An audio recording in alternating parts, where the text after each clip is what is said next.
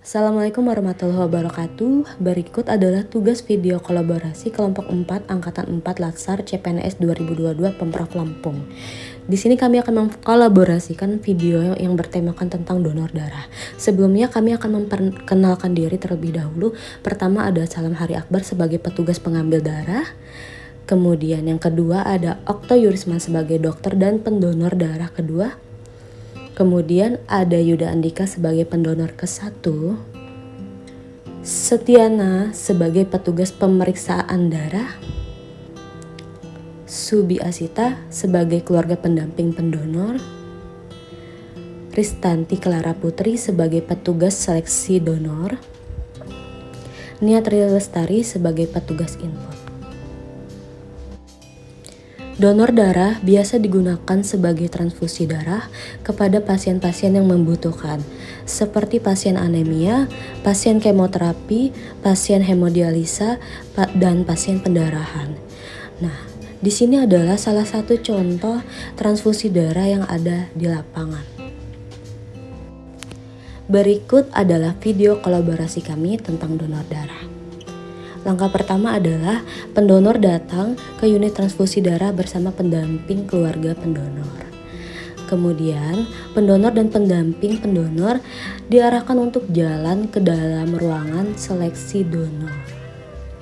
Di sini, pendonor akan mengisi formulir yang telah disediakan oleh petugas seleksi donor yang berisi tentang data pribadi si pendonor. Kemudian pendonor diarahkan untuk masuk ke dalam ruangan pemeriksaan. Pendonor akan diperiksa tekanan darahnya oleh dokter. Apakah tekanan darahnya memenuhi syarat atau tidak untuk dilakukan donor darah. Langkah selanjutnya pendonor akan diarahkan untuk dilakukan pemeriksaan darah berupa HB atau hemoglobin dan cek golongan darah terlebih dahulu. Akan tetapi hemoglobin dari pendonor ini tidak memenuhi syarat sehingga pendonor dialihkan ke pendonor darah selanjutnya. Hal ini bisa disebabkan karena faktor begadang. Jadi dianjurkan sebelum melakukan donor darah ada baiknya si calon pendonor tidak begadang di malam harinya supaya hemoglobin dari si calon pendonor ini memenuhi syarat. Nah, ini pendonor kedua darahnya memenuhi syarat untuk didonorkan. Dia diarahkan untuk menimbang berat badan terlebih dahulu, kemudian mencuci tangan menggunakan air mengalir dan menggunakan sabun. Dan mengelapnya menggunakan tisu kering.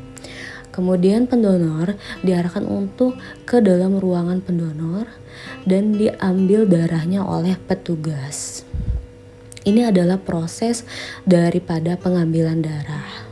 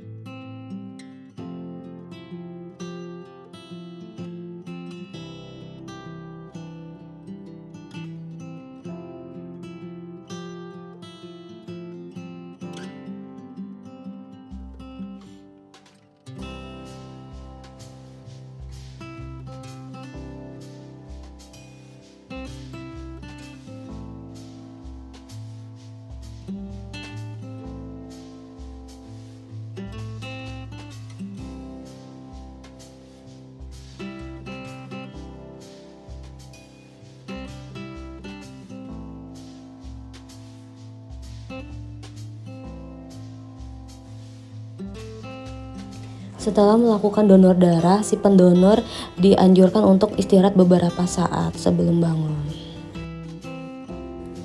Pendonor mendapatkan gift dari petugas karena sudah mendonorkan darahnya.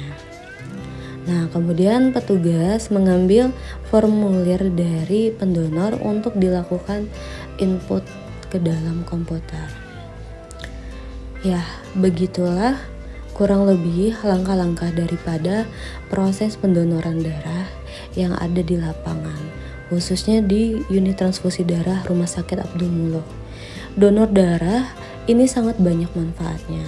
Salah satunya adalah untuk menjaga kesehatan tubuh dari si pendonor, dan donor darah ini bisa dilakukan secara rutin selama 2 bulan 1 kali atau 3 bulan 1 kali. Ya, terima kasih telah menonton.